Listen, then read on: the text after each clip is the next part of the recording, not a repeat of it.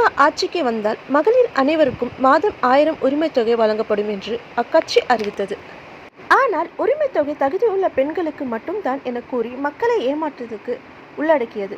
இதனால் அதிர்ச்சியடைந்த மக்கள் தொடர்ந்து கோரிக்கைகள் வைத்தனர். இதை அடுத்து மீண்டும் குறிப்பிட்ட சிலருக்கு மட்டும் உரிமைத் தொகை வழங்கும்படி அறிவிப்பை வெளியிட்டது. ஆனால் திமுக ஆட்சிக்கு வந்ததில் இருந்து பெண்களுக்கு வழங்கிய நலத்திட்ட உதவிகள் குறித்து அமைச்சர்கள் சிலர் அவதூறாகவே பேசி வந்தனர்.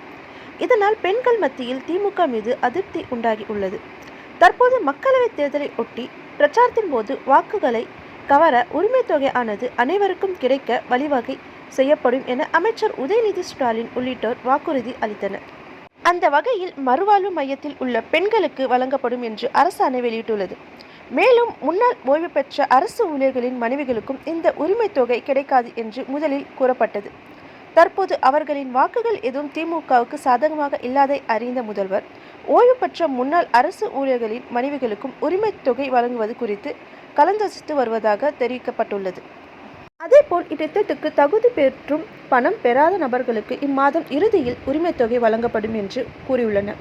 இது குறித்த தேர்தல் பரப்புரையில் உதயநிதி ஸ்டாலின் கூறியது, கலைஞர் உரிமைத் தொகை விண்ணப்பித்து பணம் வராத அனைவர்களுக்கும் தேர்தல் முடிந்ததும் வழங்கப்படும் என்று தெரிவித்தனர்.